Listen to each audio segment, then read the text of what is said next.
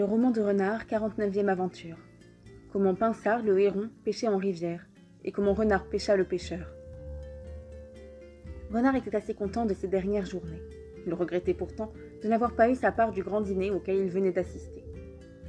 La faim commençait à le visiter, quand, du buisson sur lequel il s'était tapi de façon à n'être vu de personne, il aperçut le héron Pinsard, qui le long de la rivière pêchait les poissons au bec. Pinsard est un objet de bonne prise, mais le moyen d'aller jusqu'à lui... Possible qu'il vienne de lui-même, mais quand? Je pourrais mourir de faim en l'attendant. Et puis quelques vilains ou, ce qui est pire encore, quelques matins, ne viendra-t-il pas me troubler? Pinsard serait pourtant un excellent souper. Allons, donnons-nous la peine. C'est la loi du siècle. Sans travail, on ne peut arriver à rien. Il rampe alors jusqu'au bord de l'eau. Le rivage était garni d'une fougère épaisse. Il en arrache plusieurs brassées, les réunit et les serre en forme de radeau qu'il laisse aller à la dérive, au-dessus de l'endroit où se tient Pinsard. À la vue du train, l'oiseau pêcheur lève la tête et fait un saut en arrière. Mais reconnaissant que ce n'est qu'un tas de fougères, il se rassure et reprend tranquillement sa pêche. Renard fait un nouvel essai. Il arrache une seconde brassée plus épaisse et la jette encore sur l'eau. Le héron regarde plus attentivement, se rapproche de l'objet flottant, fouille du bec et des pattes la fougère, et rendu certain qu'il n'y a là, pour lui, rien à gagner ou à craindre, il se remet une seconde fois à la pêche, résolu de ne plus l'interrompre pour d'autres arrivages du même genre. Cette confiance fut cause de sa perte, car Renard en va profiter pour tenter le coup décisif. Il fait un troisième radeau, et s'y ménage une sorte de lit dans lequel il pourra se cacher aisément, car la fougère est précisément de la couleur de sa pelisse. Il hésite pourtant avant d'y entrer. Le terrain n'est peut-être pas assez solide. Mais enfin, il prend son parti, se met à flot en même temps que son frêle bâtiment, et se voit porter tout près du pêcheur au long bec. Pinsard ne s'en préoccupe pas. « À d'autres, dit-il, je ne me ferai pas pour quelques brins de fougère. » Et bientôt Renard, profitant du moment où le bec et la tête de l'oiseau étaient plongés dans l'eau, jette sur lui là-dedans, le saisit par le cou, lui redresse la tête, saute à terre et le traîne sous le buisson le plus voisin. Pinsard criait de toutes ses forces. Mais l'autre n'était pas de ceux que les plaintes attendrissent. Il le place sous ses pieds et lui donne ainsi le coup de grâce. Sitôt étranglé, sitôt mangé, pour ainsi dire.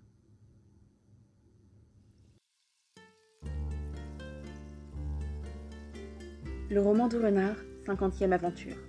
D'un melon de foin sur lequel Renard passait la nuit, et comme il céda la place au vilain qui le voulait prendre. On était au temps de la fenaison. Le jour commençait à tomber. Renard, complètement satisfait de l'excellent repas qu'il venait de faire, prit le parti de se coucher sur une meule de foin pour y attendre le lever du soleil, car il savait qu'il est dangereux de se mettre en route aussitôt après avoir mangé. Au moins les médecins le prétendent-ils.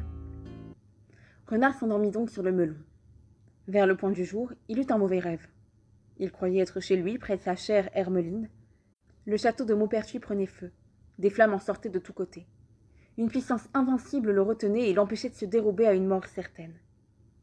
Comme il faisait un dernier effort pour entraîner Hermeline, il se réveilla inondé d'une sueur froide. « Saint-Esprit !» dit-il en se signant avant de bien ouvrir les yeux. « Préservez mon corps de male aventure. » Il regarda alors autour de lui et voit avec terreur que, pendant la nuit, la rivière gonflée avait couvert la prairie et que le melon, aussitôt envahi, avait été soulevé et déjà porté loin de sa première place. « Qu'ai-je fait ?» s'écria-t-il. « Et que vais-je devenir ? Pourquoi n'avoir pas regagné Maupertuis quand rien ne m'était plus facile ? Maintenant, la rive est à perte de vue. Si je m'élance, je me noie. Si je reste, les vilains vont arriver sans doute. Et comment défendre contre ma pelisse ? » Comme il en était à ces tristes réflexions, voilà qu'un vilain faisant agir une barque s'approche de la meule. Il n'eut pas de peine à reconnaître Renard.